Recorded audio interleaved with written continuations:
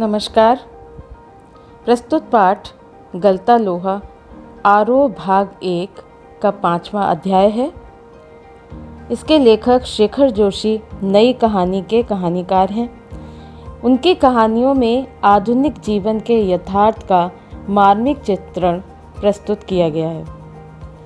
सरल शब्दों में गलता लोहा शीर्षक से कहानीकार ये स्पष्ट करना चाहते हैं कि समाज द्वारा बनाए गए वर्ग भेद अर्थात जाति भेद या जाति के आधार पर भेदभाव करना का बोझ आधुनिक युग में कम होता हुआ नजर आ रहा है। जिस तरह लोहा अत्यधिक सख्त होने पर भी एक उच्चतम तापमान पर और कठोर चोट होने पर वांछित आकार ले ही लेता है, गलता लोहा कहानी में लेखक ने जातीय अभिमान के पिघलने और उसे रचनात्मक कार्य में ढलते दिखाया है। ये लोहा समाज की जातिगत भेदभाव के आधार पर बनी कठोर विचारधारा है, जिसे परिस्थितियों के ताप ने एक नया आकार लेने को मजबूर कर दिया है। इसके प्रमुख पात्र इस प्रकार हैं। 2 मित्र दिखाए जाएंगे, जिसका एक का नाम मोहन है और दूसरे का धनराम। मोहन के पिता का नाम बंशीधर है, जो पुरोहित का कार्य करते हैं, और धनराम के पिता गंगाराम एक लोहार हैं। यानी नाम से और उनके काम से ही पता लग रहा है कि मोहन के पिता जो बंशीधर हैं वो पुरोहित हैं अर्थात ब्राह्मण हैं, और धनराम के पिता गंगाराम वो एक नीची जाति के हैं। मास्टर त्रिलोकनाथ सिंह इसमें पात्र एक हैं, जो इन दोनों के ही टीचर हैं। रमेश नाम का एक व्यक्ति जो उन्हीं के आसपास का रहने वाला है, गांव का, जो मौका परस्त इंसान है। कहानी की शुरुआत में मोहन अपने खेतों के किनारे उगाई कांटेदार झाड़ियों को साफ करने के उद्देश्य से घर से निकलता है। मोहन के पैर अनायास ही शिल्पकार टोले की ओर मुड़ गए हैं। यहाँ शिल्पकार का मतलब होता है कारीगर, और जिन कारीगरों की बात की जा रही है वो लोहारों की जा रही है। उसके मन में किसी कोने में शायद धनराम लोहार के आफर की अनुगूंज शेष थी। यहाँ पर आफर का मतलब जहाँ पर लोहार काम करते हैं उस दुकान को आफर कहा गया। अनुगूंज का मतलब प्रतिध्वनि यानी आवाज़ का निरंतर गूंजना, जिसे वह पिछले 3-4 दिनों से दुकान की ओर जाते हुए दूर से सुनता रहा है। ऐसा क्यों हो रहा है? क्योंकि जहाँ पर यह काम हो रहा है वो उसके जो मित्र है उसकी बात यहाँ पर की जा रही है। वो दुकान पर काम कर रहा होगा, इसलिए ऐसा कहा गया। निहाई पर रखे लाल गर्म लोहे पर पड़ती हथौड़े की धप धप की आवाज़, ठंडे लोहे पर लगती चोट से उठता ठनकता स्वर और निशाना साधने से पहले खाली निहाई पर पड़ती हथौड़ी की खनक, जिन्हें वह दूर से ही पहचान सकता था। यानी पहचान क्यों सकता था? क्योंकि वो उसका मित्र वहाँ पर काम कर रहा है, इसलिए। यहाँ पर निहाई का मतलब होता है वो लोहे का ठोस हिस्सा जहाँ पर रखकर किसी भी चीज़ को आकार दिया जाता है। लोहे का एक लोग लोहार इस्तेमाल करते हैं, उस पर रखकर कोई किसी भी लोहे की चीज़ को पीटकर उसे नया आकार देते हैं। लंबे बेंट वाले हंसुए को लेकर वह घर से इस उद्देश्य से निकला था कि अपने खेतों के किनारे उगाई कांटेदार झाड़ियों को काट छाट कर साफ कराएगा। बूढ़े बंशीधर जी के बूते का अब यह सब काम नहीं रह गया। ये बंशीधर यानी मोहन के पिताजी, जो अब वृद्ध हो चुके हैं, वो ये सब काम नहीं कर सकते थे।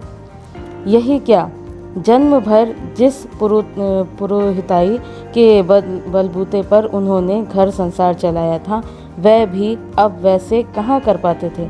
ये जो बंशीधर हैं वो पुरोहित वाला काम करते हैं, यानी पंडिताई वाला काम, जो अब उनसे नहीं हो पाता।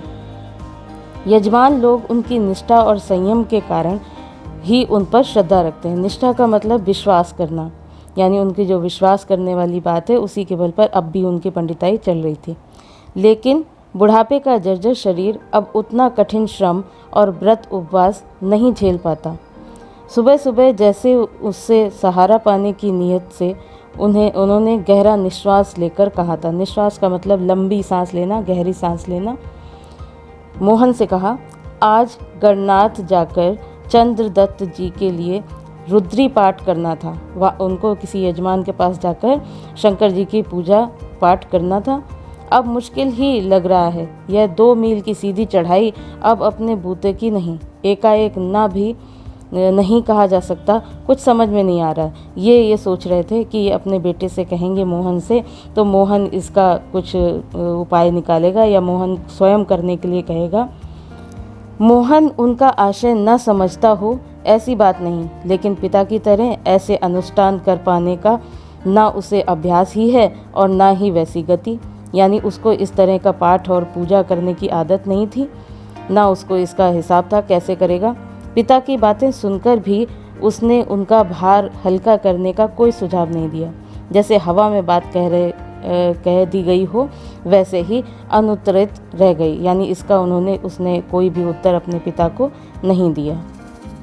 पिता का भार हल्का करने के लिए वह खेतों की ओर चला था, लेकिन हंसुए की धार पर हाथ फेरते हुए उसे ऐसा लगा कि वह पूरी तरह से कुंद हो चुकी है। ये हंसिए की बात की जा रही है। हाफ सर्कल जैसा आकार होता है, एक घास काटने वाली चीज़ होती है, या आमतौर पर लोग सब्जी काटने के लिए भी उसका इस्तेमाल करते हैं। उस हंसुए को जब वो लेकर गया तो उसको देखा कि उसमें तेज़ धार नहीं थी, अर्थात उसे काटने में बहुत दिक्कत होती। यह सोच के धनराम अपने बाएं हाथ से धौंकनी फूंकता हुआ दाएं हाथ से भट्टी में गर्म होते लोहे को उलट पुलट रहा था। वो अपने दोस्त के पास गया जो कि एक लोहार के रूप में काम करता था, तो वो ये सब कर रहा था। और मोहन भट्टी से दूर हटकर एक खाली कनस्तर के ऊपर बैठा, यानी कनस्तर का मतलब टीन का बना हुआ बॉक्स, उसके ऊपर बैठा। उसकी कारीगरी को पारखी निगाहों से देख रहा था। वो जैसे काम कर रहा था लोहे को गढ़ने वाला, उसको वो ध्यान से देखता रहा। मास्टर त्रिलोकी सिंह तो अब गुजर गए होंगे, मोहन ने पूछा। ये त्रिलोकी सिंह उनके दोनों के टीचर थे। वे दोनों अब अपने बचपन की दुनिया में लौट आए। वो पुरानी यादों को पुनः जीवंत करने लगे। धनराम की आंखों में एक चमक सी आ गई। पुराने बचपन के दिन दोनों को बहुत अच्छे लग रहा था उस समय, उन सब दिनों की बात करते हुए। वह बोला, मात साहब भी क्या आदमी थे लल्ला, अभी पिछले साल ही गुजरे, यानी उनकी मृत्यु हो गई थी। उसने बताया ऐसा। सच कहूँ आखिरी दम तक उनकी छड़ी का डर लगा ही रहता था। दोनों हो कर हंस दिए। कुछ क्षणों के लिए वे दोनों ही जैसे किसी बीती हुई दुनिया में लौट गए थे। गोपाल सिंह की दुकान में हुक्के का आखिरी कश खींचकर त्रिलोक सिंह स्कूल की चार दीवारी में उतरते हैं। ये सब पुराने बचपन की दिन ये याद कर रहे हैं, फ्लैशबैक में चले गए हैं। थोड़ी देर पहले तक धमा चौकड़ी मचाते, उठापटक करते और बांज के पेड़ों की टहनियों पर झूलते बच्चों को जैसे सांप सूंघ गया हो। जैसे ही मास्टर जी प्रवेश करते हैं स्कूल में, सारे बच्चे डर के मारे एक उससे होके खड़े हो गए हैं। कड़े स्वर में वह पूछते, प्रार्थना कर ली तुम लोगों ने? ये प्रेयर की बात की जा रही है, मॉर्निंग असेंबली। तो वो आते ही पूछते हैं, ये जानते हुए भी कि यदि प्रार्थना हो गई होती तो गोपाल सिंह की दुकान तक उसका संवेद स्वर पहुंचता ही। संवेद का मतलब सामूहिक, यानी एक साथ स्वर वहाँ पहुंचता ही हर हाल में। लेकिन वो जानबूझकर ऐसा प्रश्न कर रहे हैं कि प्रार्थना की कि नहीं। त्रिलोक सिंह घूर घूर कर एक एक लड़के को देखते हैं, फिर वही कड़कदार आवाज़, मोहन नहीं आया आज? मोहन उनका चहेता शिष्य था, पुरोहित खानदान का कुशाग्र बुद्धि का बालक। कुशाग्र का मतलब तेज बुद्धि वाला। पढ़ने में ही नहीं, गायन में भी बेजोड़। उसे पढ़ने में ही अच्छा नहीं था, गाना भी अच्छा गाता था। त्रिलोक सिंह मास्टर ने उसे पूरे स्कूल का मॉनिटर बना रखा था। वहीं सुबह सुबह हे प्रभु आनंद दाता ज्ञान हमको दीजिए का पहला स्वर उठाकर प्रार्थना शुरू करता था। उसी ने प्रार्थना करनी शुरू की थी, यानी मेन बच्चों में था वो। मोहन को लेकर मास्टर त्रिलोक सिंह को बड़ी उम्मीदें थीं। उनको ऐसा लगता था कि ये ब्राह्मण कुल का है, पढ़ने वाला बच्चा निकलेगा, उनका नाम रोशन करेगा। कक्षा में किसी छात्र को कोई सवाल ना आने पर वही सवाल वे मोहन से पूछते और उनका अनुमान सही निकलता, अर्थात मोहन जवाब दे देता होगा। मोहन ठीक ठाक उत्तर देकर उन्हें संतुष्ट कर देता था और तब वे उस फिसड्डी बालक को दंड देने का भार मोहन पर डाल देते थे, अर्थात जो पनिशमेंट मिलता था वो मोहन के ऊपर डाल दिया जाता था कि मोहन ही पनिशमेंट देगा उस बच्चे को जो आंसर नहीं दे पा रहा। पकड़ इसका कान और लगवा इसके 10 उठक बैठक, वे आदेश दे देते।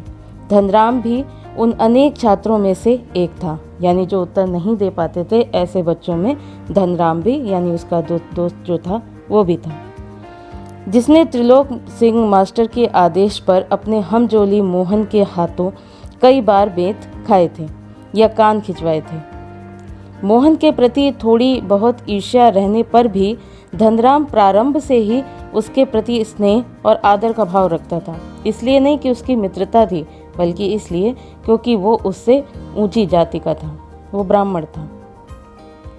इसका एक कारण शायद यह था कि बचपन से ही मन में ये बात बैठा दी गई थी कि जातिगत हीनता के बारे में, यानी उसकी ऊंची जाति है, उसकी नीची जाति है। धनराम ने कभी मोहन को अपना प्रतिद्वंदी नहीं समझा। कभी भी उसको प्रतिद्वंदी ना समझने का रीज़न क्या था कि हमेशा अपने आप को नीचा सोचना और उसको ऊंचा सोचना, बल्कि वह इसे मोहन का अधिकार ही समझता था।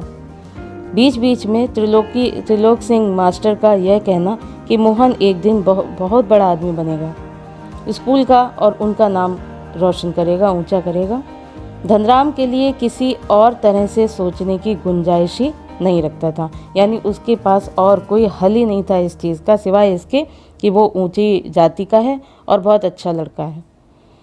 और धनराम वह गांव के दूसरे खेतिहर या मजदूर परिवारों के लड़कों की तरह किसी प्रकार तीसरे दर्जे तक ही स्कूल का मुंह देख पाया था, यानी 3rd क्लास तक ही पढ़ पाया था।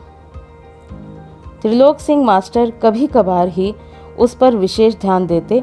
एक दिन अचानक ही उन्होंने पूछ लिया, धनुआ 13 का पहाड़ा सुना तो। 13 का टेबल की बात की जा रही है। 12 तक का पहाड़ा तो उसने किसी तरह याद कर लिया था, लेकिन 13 का पहाड़ा उसके लिए पहाड़ के समान हो गया, अर्थात उसको याद नहीं था। 13 एकम 13, 13 दूनी 24। अब यहाँ पर उसने गलत पहाड़ा बताया, 24 नहीं होना चाहिए, या 26 होना चाहिए। सटाक एक संटी पिछली पिंडलियों पर मास्टर साहब ने लगाई, यानी संटी का मतलब एक पतली सी लकड़ी जिससे उन्होंने उसको मारा कि वह टूट ही गई। इतनी ज़ोर से मारा कि वो टूट गई। गुस्से में उन्होंने आदेश दिया, जा नाले से एक अच्छी मजबूत संटी तोड़ कर ला, फिर मुझे 13 का पहाड़ा याद कराता हूँ।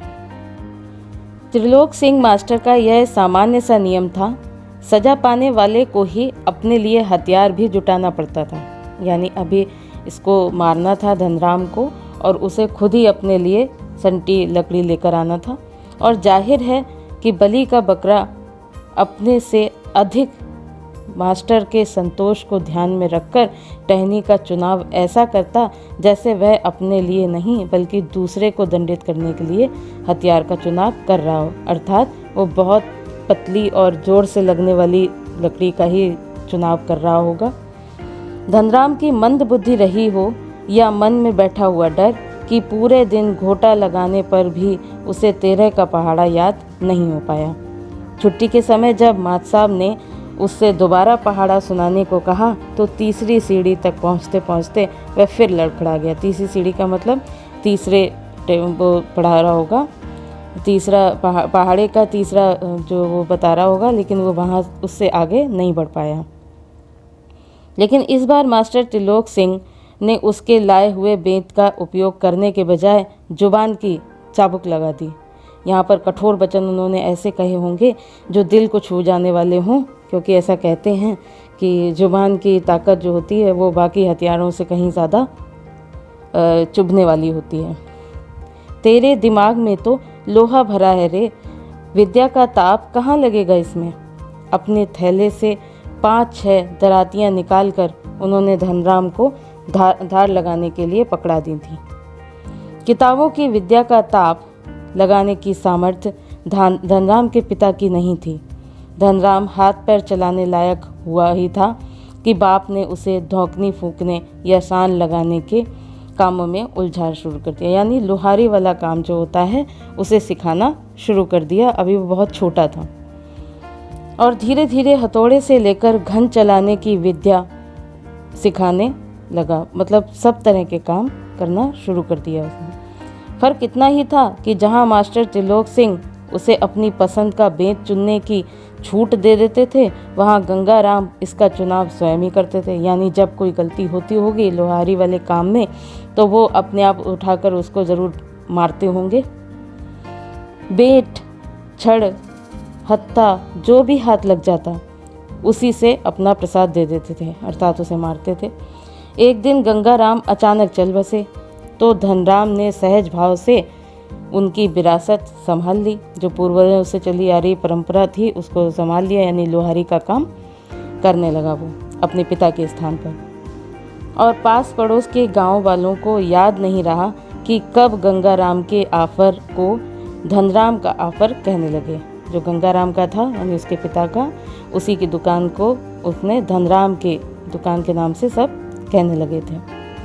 प्राइमरी स्कूल की सीमा लांघते ही मोहन ने छात्रवृत्ति प्राप्त कर त्रिलोक सिंह मास्टर की भविष्यवाणी को किसी हद तक सिद्ध कर दिया। यानी छात्रवृत्ति का मतलब स्कॉलरशिप से है। तो साधारण हैसियत वाले यजमानों की पुरोहिताई करने वाले बंशीधर तिवारी का हौसला बढ़ गया। उनको ऐसा लगा कि बच्चा होशियार है, उसे स्कॉलरशिप मिली है तो उसे आगे पढ़ाना चाहिए, क्योंकि वो काबिल, उनसे ज़्यादा काबिल निकलेगा और इस धंधे से बेटर ये है कि वो कुछ अच्छा कमाए। तो उन्हें ऐसा लगा कि उम्मीद जग गई कि वो अच्छा आदमी बनेगा और वे भी अपने पुत्र को पढ़ा लिखा कर बड़ा आदमी बनाने का स्वप्न देखने लगे। पीढ़ियों से चले आए पैतृक धंधे से ने उन्हें निराश कर दिया था। दान दक्षिणा के बलबूते पर वे किसी तरह अपना परिवार का आधा पेट भर पाते थे। मोहन पढ़ लिख कर वंश का दारिद्र्य मिटा दे, दारिद्र्य मतलब गरीबी, यह उनकी हार्दिक इच्छा थी। लेकिन इच्छा होने भर से सब कुछ नहीं हो जाता। आगे की पढ़ाई के लिए जो स्कूल था वह गांव से 4 मील दूर था। 2 मील की चढ़ाई के अलावा बरसात के मौसम में रास्ते में पड़ने वाली नदी की समस्या जो उफान मारती होगी, तो भी बंशीधर ने हिम्मत नहीं हारी और लड़के का नाम स्कूल में लिखा दिया। बालक मोहन लंबा रास्ता तय कर स्कूल जाता और छुट्टी के बाद थका मांदा घर लौटता तो पिता पुराणों की कथाओं से विद्या व्यसनी बालकों का उदाहरण देकर उसे उत्साहित करने की कोशिश करते। विद्या व्यसनी का मतलब जो जिसका मन पढ़ाई में पाठ में लगता हो। वर्षा के दिनों में नदी पार करने की कठिनाई देखते हुए बंशीधर ने नदी पार के गांव में एक यजमान के घर पर मोहन का डेरा तय कर दिया। यानी वो जब भी रुकता होगा तो किसी यजमान के यहाँ, यजमान का मतलब जिसके यहाँ वो पुरोहिताई करते होंगे, पंडिताई। घर के अन्य बच्चों की तरह मोहन खा पीकर स्कूल जाता और छुट्टियों में नदी उतार पर होने पर गांव लौट आता था। संयोग की बात, एक बार छुट्टी के पहले दिन जब नदी का पानी उतार पर ही था, यानी अभी ज़्यादा भरा नहीं था, और मोहन कुछ घसियारों के साथ नदी पार कर घर वापस आ रहा था। घसियारे मतलब घास को काटने वाले लोग। तो पहाड़ी के दूसरी ओर भारी बारिश होने के कारण अचानक नदी का पानी बढ़ गया। पहले नदी की धारा में झाड़ झंकार और पात पतेल आने शुरू कर दिए तो अनुभवी घसियारों ने तेजी से पानी को काट कर आगे बढ़ने की कोशिश की, लेकिन किनारे पहुंचते न पहुंचते मटमैले पानी का रेला उन तक आ ही पहुंचा। यानी बहुत तेज़ धार से पानी आने लगा। वे लोग किसी प्रकार सकुशल इस पार पहुंचने में सफल हो सके। इस घटना के बाद बंशीधर घबरा गए, अपने बच्चे को लेकर घबरा गए कि उसकी जान न चली जाए पढ़ाने के चक्कर में, और बच्चे के भविष्य को लेकर चिंतित रहने लगे। यानी उस स्कूल से उन्होंने निकाल दिया। बिरादरी के एक संपन्न परिवार का युवक रमेश उन दिनों लखनऊ से छुट्टियों में गांव में आया हुआ था। बातों बातों में बंशीधर ने मोहन की पढ़ाई के संबंध में उससे अपनी चिंता प्रकट कर दी। तो उसने भी न केवल अपनी सहानुभूति जताई बल्कि उन्हें सुझाव दे दिया कि वे मोहन को उसके साथ लखनऊ भेज दें पढ़ाई के लिए।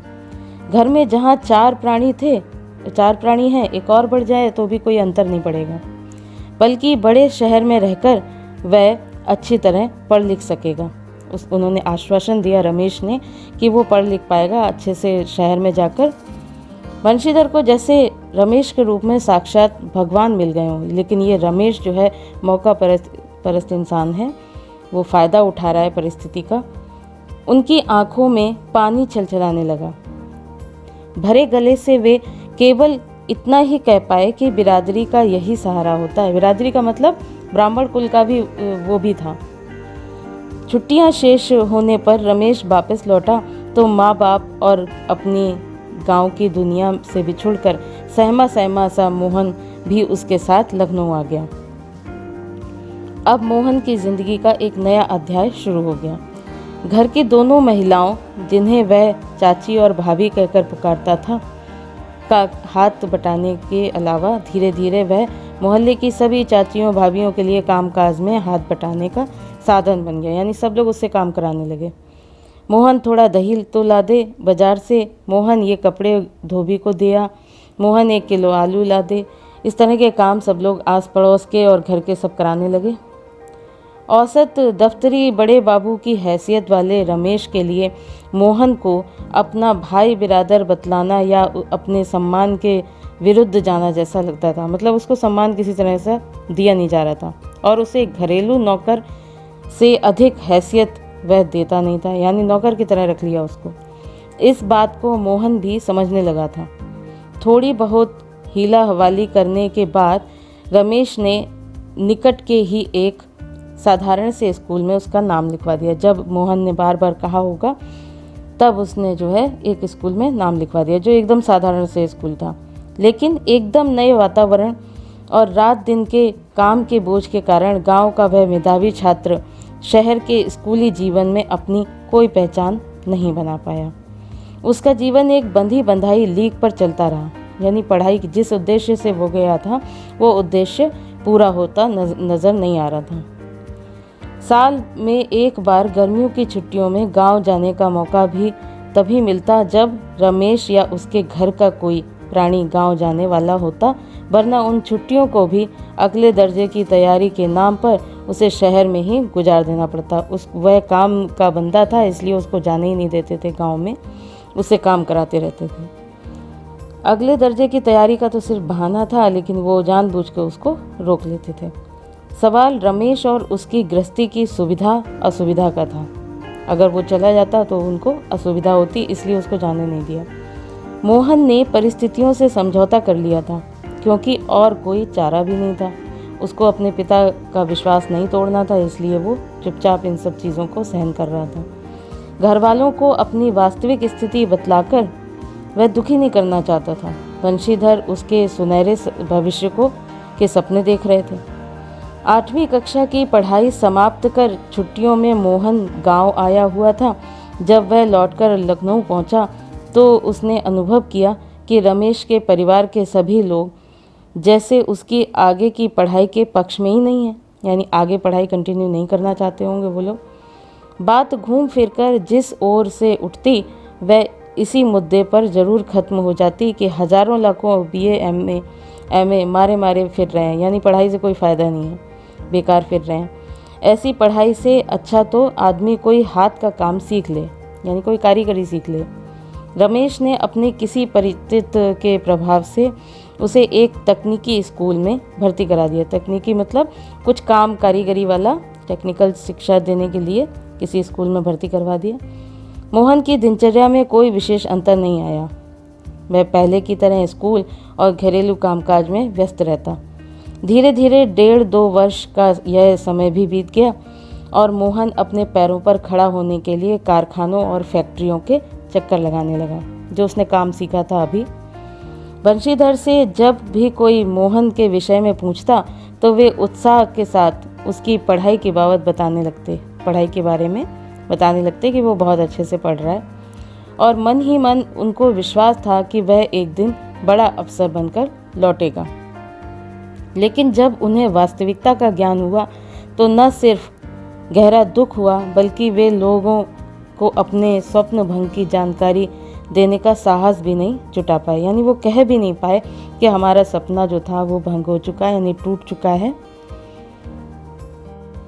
धनराम ने भी एक दिन उनसे मोहन के बारे में पूछा था। घास का एक तिनका तोड़कर दांत खोदते हुए उन्होंने बताया था कि उसकी सेक्रेटेरिएट में एक नियुक्ति हो गई है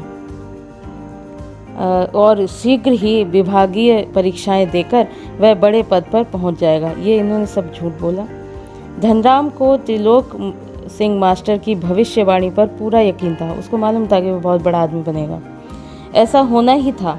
उसने सोचा, दांतों के बीच से तिनका दबाकर असत्य भाषण का दोष न लगने का संतोष लेकर बंशीधर आगे बढ़ गए। धनराम के शब्द मोहन लला बचपन से ही बड़े बुद्धिमान थे। उन्हें बहुत देर तक कचोटते रहे, यानी बंशीधर को उसके ये शब्द जो धनराम ने अभी बोले कि वो बहुत बुद्धिमान था, बहुत बड़ा आदमी बनेगा, ये पहले से ही तय था। ये उनको दिल को कचोट रहे थे क्योंकि उन्होंने जो पहले बोला था वो गलत था।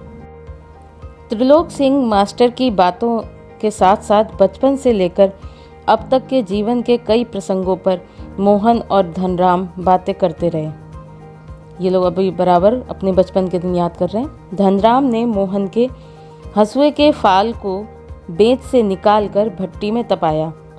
ये जो लोहा से लकड़ी में एक में पिरोया होता है, उससे उसको निकाला और भट्टी में तपाया, यानी वो उसको धार देना चाह रहा है हंसिए को जो मोहन लाया है, और मन लगाकर उसकी धार गढ़ दी, उसकी धार बना दी, तेज धार वाला बना दिया उसको। गरम लोहे को हवा में ठंडा होने में काफ़ी समय लग गया था। धनराम ने उसे वापस बेंत पहनाकर मोहन को लौटाते हुए जैसे अपनी भूल चूक के लिए माफ़ी मांगी हो। क्या कहा, बेचारे पंडित जी को तो फुर्सत ही नहीं रहती, लेकिन किसी के हाथ भिजवा देते तो मैं तत्काल ही बना देता। ये उसने इसलिए कहा क्योंकि लोहारों वाली बस्ती में कोई आना भी पसंद नहीं करता था, ऊंची जात का आदमी, और वहाँ जाकर अगर कोई आ भी जाता था तो तुरंत ही वहाँ से चला जाता था। लेकिन मोहन जो है वो उसका बचपन का साथी है, इसलिए वहाँ पर टाइम दे रहा है, पर उसको ये अच्छा नहीं लग रहा है, इसलिए उसने धनराम ने ऐसी बात मोहन को कही। मोहन ने उत्तर में कुछ नहीं कहा, लेकिन हंसुए को हाथ में लेकर वह फिर वहीं बैठा रहा, जैसे उसे वापस जाने की कोई जल्दी नहीं है। सामान्य तौर पर ब्राह्मण टोले के लोगों का शिल्पकार टोले में उठना बैठना नहीं होता था। किसी कामकाज के सिलसिले में यदि शिल्पकार टोले में आना भी पड़ता तो खड़े खड़े बातचीत निपटा ली जाती, और ब्राह्मण टोलों के जो लोगों को बैठने के लिए यहाँ कहना भी मर्यादा के विरुद्ध समझा जाता था। अगर कोई यहाँ पर कह भी देता लोहार कोई, तो वो भी गलत माना जाता था कि उसे कहना भी नहीं चाहिए कि आप यहाँ पर बैठो। पिछले कुछ वर्षों से शहर में रहने के बावजूद मोहन गांव की इन मान्यताओं से अपरिचित हो, ऐसा संभव नहीं है। ऐसा नहीं था कि उसको ये इन बारे में पता नहीं था, जाति और भेदभाव के बारे में सब पता था, लेकिन धनराम मन ही मन उसके व्यवहार से असमंजस में पड़ा हुआ था। वो ज़्यादा देर तक बैठा है तो उसको अजीब सा लग रहा है कि यहाँ पर क्यों बैठा है, लेकिन प्रकट में उसने कुछ भी नहीं कहा, मतलब उसने कुछ कहा नहीं और अपना काम करता रहा। लोहे की एक मोटी छड़ को भट्टी में गलाकर धनराम गोलाई में मोड़ने की कोशिश कर रहा था। एक हाथ में सरसी यानी प्लास की तरह पकड़ने वाली चीज़, सरसी से पकड़कर जब वह दूसरे हाथ से हथौड़े की चोट मारता तो निहाई ठीक घाट में सिरा न फंसने के कारण लोहा उचित ढंग से मुड़ नहीं पा रहा था। जो गोलाकार वो देना चाह रहा था वो गोल नहीं हो पा रहा था। मोहन कुछ देर तक उसे काम करते हुए देखता रहा, फिर जैसे अपना संकोच त्याग कर उसने दूसरी पकड़ से लोहे को स्थिर कर लिया। उसने लोहे का जो चीज़ थी उसको कस के पकड़ लिया और धनराम के हाथ से हथौड़ा लेकर नपी तुली चोट मारते, अभ्यस्त हाथों से धौंकनी फूंक कर लोहे को दोबारा भट्टी में गर्म करते और फिर निहाई पर रखकर उसे ठोकते पीटते सुगढ़ गोले का आकार दे डाला। ये ऐसा क्यों किया होगा? क्योंकि उसने तकनीकी शिक्षा पाई थी स्कूल में रहकर लखनऊ के, इसलिए उसको पता था कि किस तरह से इसको गोलाकार दिया जाएगा। यानी उसने खूबसूरत एकदम सही सटीक गोलाकार उसको दे दिया था। मोहन का यह हस्तक्षेप इतनी फुर्ती और आकस्मिक ढंग से हुआ था कि धनराम को चूक का मौका ही नहीं मिला। वह अवाक मोहन की ओर देखता रहा, यानी एकदम मुंह खोलकर देखना, अचानक एकदम आश्चर्यचकित हो जाना, वैसे वो मोहन की तरफ देखता ही रह गया। उसे मोहन की कारीगरी पर उतना आश्चर्य नहीं हुआ जितना पुरोहित खानदान के एक युवक का इस तरह से काम करने में, यानी लोहारी वाला काम वो कर रहा था वो मोहन। तो उसे ये देखकर बड़ा आश्चर्य हुआ कि एक पंडित, एक पुरोहित का बेटा उनकी दुकान पर बैठकर लोहारी वाला काम कर रहा है। उसकी भट्टी पर बैठकर हाथ डालने पर हुआ था। वह शंकित दृष्टि से इधर उधर देखने लगा। वो शंका उसे दिमाग में ये आया कि कोई इस कृत्य को देख तो नहीं रहा है कि मोहन इस तरह का काम कर रहा है। धनराम की संकोच, असमंजस और धर्म संकट की स्थिति से उदासीन मोहन संतुष्ट भाव से अपने लोहे के छल्ले की त्रुटिहीन गोलाई को जांच रहा था। यहाँ पर धनराम तो संकोच कर रहा था, उसे ये लग रहा था कि उसका काम वो क्यों कर रहा है जो नीची जाति वाला काम है, और वो धर्म संकट में फंसा हुआ था। लेकिन इन बातों से मोहन पर कोई असर नहीं पड़ रहा था, बल्कि वो अपने कृत्य पे बड़ा संतुष्ट था। उसने जो काम किया था लोहे का एकदम सटीक गोलाकार बनाने का, उससे वो संतुष्ट था, खुश था, और उसमें देख रहा था कि उसकी गोलाई जो है वो त्रुटिहीन है, यानी कोई गलती नहीं की उसने गोलाई देने में। उसने धनराम की ओर अपनी कारीगरी की स्वीकृति पाने की मुद्रा में देखा, यानी उसने ये जानना चाहा कि क्या मैंने ठीक बनाया है। उसकी आंखों में एक सर्जक की चमक थी, मतलब सृजन करने वाला, कुछ बनाने वाला उसकी चमक नजर आ रही थी, जिसमें ना स्पर्धा थी ना ही किसी प्रकार की हार जीत का भाव। उससे वो कंपटीशन नहीं कर रहा था, बल्कि उसने जो काम किया था वो एकदम करेक्ट किया है ये बताने का प्रयास कर रहा था, और चाह रहा था कि उसे तारीफ मिले इस चीज़ की कि उसने बहुत अच्छे से उसको गोलाकार दिया है। यहीं पर पाठ समाप्त होता है और इससे ये पता लगता है कि चाहे वो साधारण सा गरीब कारीगर हो और चाहे वो टेक्निकल ट्रेनिंग पाने के बाद जो इंजीनियर होते हैं वो जो काम करते हैं, काम लगभग एक सा होता है। ये सारी जो जाति और भेद का जो बात की गई है वो समाज की दी हुई है। आज की पीढ़ी इन चीज़ों पर विश्वास नहीं करती। बच्चों, जब आपको इस पाठ से संबंधित शॉर्ट में जानकारी चाहिए हो तो इन मुख्य बिंदुओं पर ध्यान दीजिएगा कि शुरुआत में दिखाया गया मोहन और धनराम का किस तरह से लोहार की दुकान पर जाकर एक साथ बैठकर पुरानी यादों का ध्यान रखना और उसको याद करना। उसके बाद धनराम का लोहार बनना, वो लोहार कैसे बना, क्योंकि उनको पूर्वजों से चली आ रही परंपरा थी, वो किस तरह से लोहार बना।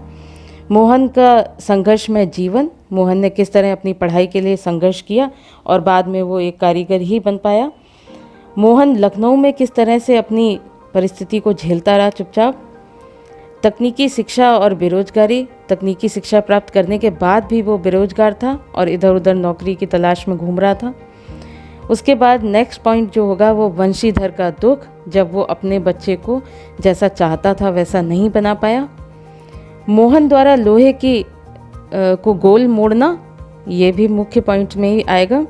और लास्ट में जब मोहन ने एक सटीक आकार दे दिया था, आकार दिया था, गोलाकार बना दिया था छड़ को, तो मोहन की संतुष्टि कि उसने अच्छा काम किया है।